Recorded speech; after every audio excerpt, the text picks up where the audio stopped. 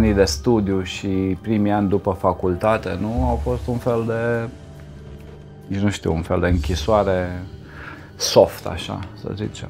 Adică diferența este teribilă între finalul anii 80 și începutul anii 90. Adică eu sunt unul din oameni pentru care Revoluția s-a întâmplat.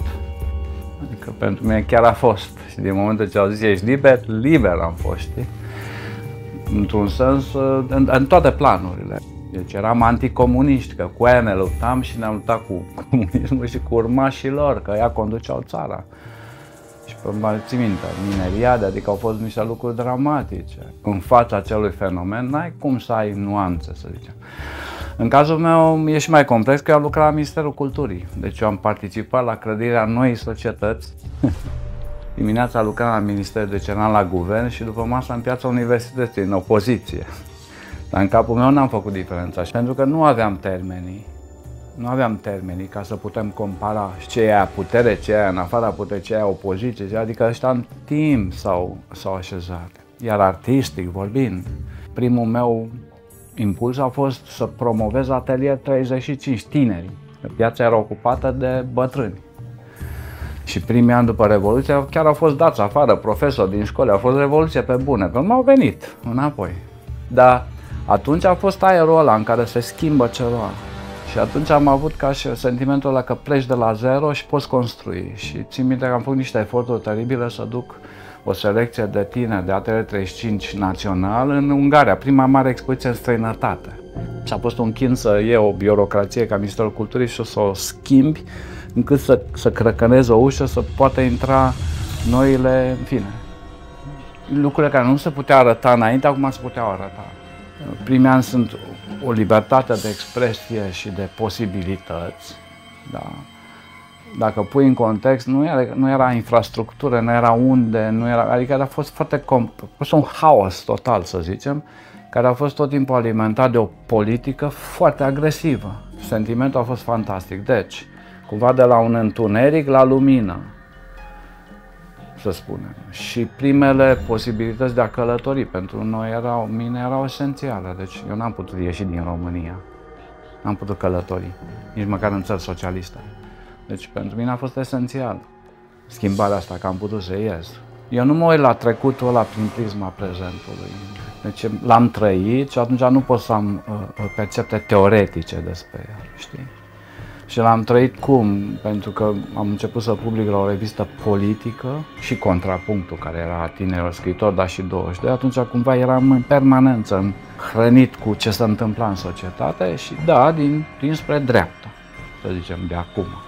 Dar atunci nu era, atunci era intelectualul, libertatea de expresie, era conta, nu că ăștia, nu. Plus, să mai zic ceva, care cred că e important, lumea uită. Nu exista societate civilă în România. Zero. Deci partidul a controlat tot. Artă în spațiu public, societate civilă, reacție, nimic, zero. Deci eu sunt generația care a construit societatea civilă. Deci nu arta, societatea civilă. Primele entități independente din România. Și am fost parte din valul ăsta care a pus niște cărămizi la CEA, știi? Deci nu mă pot uita neapărat critic, mă uit cumva, nu știu, nici măcar nostalgic, ci pur și simplu, ca și cum m-am născut atunci. Dar nu, să nu se înțeleagă că am ieșit din beci. Nu era chiar beci înainte de 89, era pur și simplu o societate umilitoare, știi? Și fără posibilități, decât așa simțea că e un cerc închis. Și când a venit Revoluția, s-a schimbat până cercul ăla s-a dus, știi? Și am avut și norocul să fim generațiile, să fiu generația care a și penetrat. Niște expoziții, granturi, mers, America, adică ieșitul ăsta. Și asta imediat îți schimbă punctul de vedere. Pentru că am avut un grant în America și am dat de partea democratică a Americii și a entității alea colaborative și comunitare, care nu exista la noi. Eu am fost total impresionat și am rămas cu aia, știi? Am rămas cu partea asta extraordinară a unei societăți dinamice. Anii 90 au fost anii unei, să zicem, reașezări. Și anii unui început de a poziționare într-o scenă pe care nu știam și începeam să o mapăm. Scenă și locală și internațională. Deci m-am băgat în administrație ca să schimb aia, pentru că nu de ce, că nu eram eu mare, habar n-aveam, știa, sau vag, dar știam oamenii din țară, știam național din cauza atelierului Treștin, știam toată țara. Atunci am zis că acolo, de altfel, era și un departament de tineret la Ministerul Culturii și eu răspundeam de arte în cadrul departamentului de tineret. Și pentru că știam pe oameni, de-aia m-am băgat și chiar să presez pe zonă și aia am și făcut. Și trebuie să precizez aici că instituțiile statului român în anii 80 nu știau pe nimeni din toată lumea asta. Pe nimeni. Erau total, nu știau. Deci noi am început să avem relații mai mari decât muzeele naționale, directe, cu instituții de afară. Și într-un fel, poate n-am profitat destul de asta, să zic.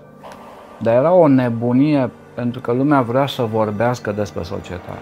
Deci n-a avut voie. N-a avut voie și atunci a primit voie și atunci a vorbit tot ce n-a vorbit 50 de ani, dă-i primii ani. Adică, sigur că eu mă uit la partea asta pozitivă a poveștii. GDS pentru mine era un fel de platformă de intelectuali. Foarte interesant că prin acea platformă, acelui grup, ai avut senzația că etajele societății sunt mai aproape, dacă poți să stai așa cu un președinte. Că și asta e ceva interesant. Presa scrisă a devenit liberă, iar televiziunea liberă nu. Deci da, media a fost, dar media scrisă. Media vizuală a fost foarte complexă. Atunci era vorba să dezmantelezi o societate dictatorială care a controlat tot, să dai individului libertatea de a exista și de a-și face viața și pe urmă au venit restul. Pe urmă au venit. Adică noi n-am avut cumva misiunea GDS și cumva misiunea politică a acestei reviste și platformei pe care a fost până am intrat în Europa. Da, rolul atelierului și ce era atelierul nostru? Era un loc, un fel de container, ca un fel de prim ajutor, cumva. Și pe urmă, cumva s-a instituționalizat neformalizându-se, pentru că am avut oficial lecture-uri, prezentări, nu? Ne aveam o poziționare critică nu ideologică, ci pur și simplu la felul în care scena de dată se configura, cine erau ăia ortodoxi, cine muzeu, cine aia, știi? Adică la ce fel de instituții din jurul nostru, la rolul criticii de artă, curatorului, la tot ceea ce descopeream. Pentru că termenul curator nu exista, sau și ăsta în timp, știi? Deci toate astea erau în mișcare. Noi învățam arta contemporană și o dădeam cât puteam înapoi. Deci sursa de informare era în general din Occident, o aduceam și încercam să o distribuim. Țin minte că Lia a filmat prima bienală la Veneția la care am fost, 93, 92, nu mai țin minte, cu o cameră de asta de mână așa și pe urmă m-a arătat un televizor alb-negru așa. Erau vreo, aveam niște poze, sunt senzaționale, cum stă lumea să uită, știi? De unde, cine dacă ajungea acolo? Că era extrem de scump. Bine, și azi e complicat, dar asta era ideea, să aduci, să poți da. Deci era un loc de întâlnire cu diverse subiecte și ocazii, nu știu, 15 ziariști din America, Claire Bishop cu studenții ei, Mike Nelson, nu știu care, ăla, Cristian Alexa și Roxana Mart, tot felul de personaje, sau pur și simplu. Că sunt poze în care Ilie la discuție cu Ioana Nemes sau, știi, 1 la 1. Nu ne-a investit nimeni și nu ne-a plătit nimeni, dar am simțit ca pe o misiune. Toate astea au crescut până am ajuns la o audiență, să spunem, națională. Deci noi am adus informații și am creat posibilități pentru oamenii care vreau un tip de artă mai conceptuală, mai experimentală, să aibă parteneri. Mie mi-a plăcut să desenez întotdeauna și cumva am și făcut asta după ce am terminat pictură, n-am mai prea pictat. În primii ani, ceea ce făceam la ziar și ceea ce făceam ca artist era o lucru diferită. Da? În zona de artistic încercam să am un desen mai artistic. Cumva pe mine ziarul m-a schimbat. Ziarul mi-a schimbat felul în care în ziar a devenit tot mai rezumativ și mai direct.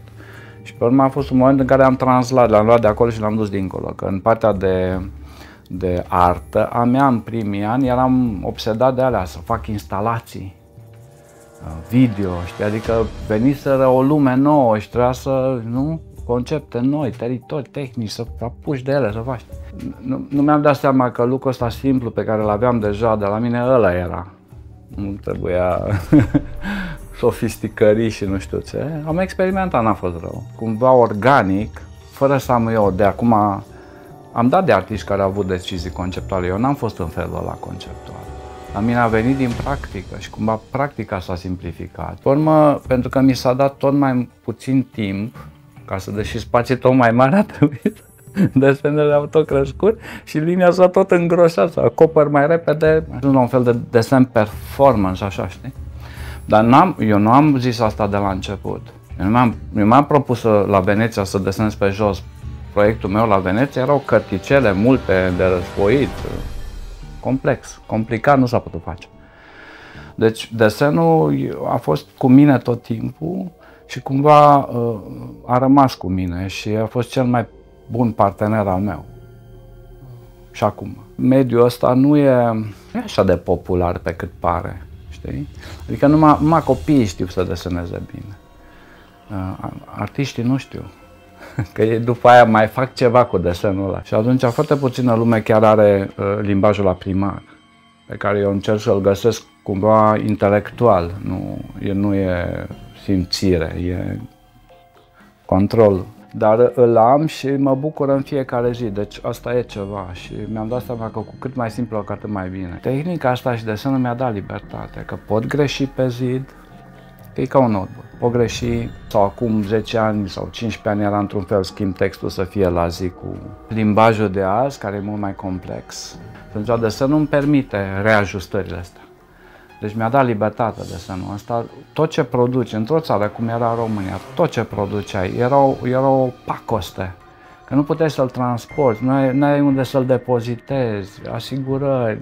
Și atunci asta era o protecție, pentru că l-am cu mine, poți să desenezi cu degetul din gură, adică nu trebuie nimic cumva. De asta desen și acum bine, acum l-am inclus, că acum am teoria desenului ăsta, că e manifest, că e presă, alb-negru, că e cum să zic, mai raf și mai politic în felul ăsta. Dacă încep să colorezi, nu mai e, știi, cumva. Și vezi că desenele mele, și aici e intenție, sunt brute și urâte și atunci nu se copiază. Și eu am vrut un tip de autonomie de asta. Deci asta e practica mea, asta o fac. Până la mine toți trebuiau să facă pe pânză ca să pună în muzeu. Eu sunt primul care am desenat direct în muzeu, pe pereți. Sau unul dintre primii, să spun. Eu, băi, eram sărași lipiți. Deci noi am lucrat cu materiale foarte ieftine, știi, care perisabile, ce ai la îndemână, știi, marcări ăștia care folosesc acum 8 euro, de unde, știi? Asta a dat un fel de roughness, așa, știi? Și eu, pentru că pe urmă am desenat în tot felul de spații aproximative, că la fel a trebuit să simplific desenul, că altfel nu făcea față la o perete rugos, sau știi? Deci cumva din practică. Da, deci tatuajul cu România, știi că a fost la un moment dat interpretat în vers ca și o declarație naționalistă? Nu, teoria traumei, care spune că atunci când nu poți schimba o societate, te modifici pe sine. Ras, piercing, toate astea. Adică cumva e un body attack, pentru că nu poți să schimbi body-ul la mare și la fel la mine. Deci eu am zis, brutal, așa, fără mari sofisticării. M-am tatuat pentru că mă simțeam ca o vacă marcată, pac, în proprietatea, știi? Și atunci când m-am făcut-o, nu m-am gândit că voi scoate tatuajul, nu știu, dar tot așa din mers, nu, am recalibrat, repoziționat și l-am scos 10 ani mai târziu. Nici contextele se schimbase, dar relația mea cu România a fost și ea în continuare complexă. Deci unul la mână, eu nu plec de aici. Eu nu zic că aoleu, m-a supărat, mâine am plecat. Am și eu un attachment emoțional, dar am și o critică destul de dură la ce se întâmplă și cred că e țara cu care sunt cel mai critic, pentru că o cunosc. În alte țări sunt tentat să înțeleg anumite lucruri sau în anumite orașe sau așa, știi? Aici nu prea am iertare, să spunem. Deci relația e complicată și am încercat să o descriu prin performanță sau prin lucruri de genul ăsta. Dar data când am făcut tatuajul ăla, ideea era mai mult să fac ceva care să nu fie chiar o performanță, știi? Ceea ce standard se numește, cineva actează în fața unui public și de care s-a terminat povestea. Și zic, băi, nu s-a terminat, a rămas cu mine. Și a rămas 10 ani. Deci tușul care intră în piele nu poate fi scos. laserul nu mai sparge moleculele alea și ăla se împrăștie pe tot corpul. Cumva, ca metaforă, e pe tot corpul acum. Deci noi în anii ăia și eu în anii ăia chestionam cumva practicile astea. Mi s-a creat cadru că dacă nu era festivalul Zona, poate nu aș fi făcut, știi? Dar era Zona de Est, deci despre... Deci atunci aveam un idealism și un tip de naivitate. Deci eu m-am dus la New York, credeam că toată lumea mă așteaptă pe mine. Pe bune, așa m-am dus. Adică am făcut un desen. Wow! Știi? Și naivitatea a avut o energie, știi? Iar idealismul, schimbăm o societate, la fel. Bang, înainte. Acum știu mai multe, mă dor genunchii, nu știu ce, în sensul că am trecut prin multe și nu mai am încredere asta.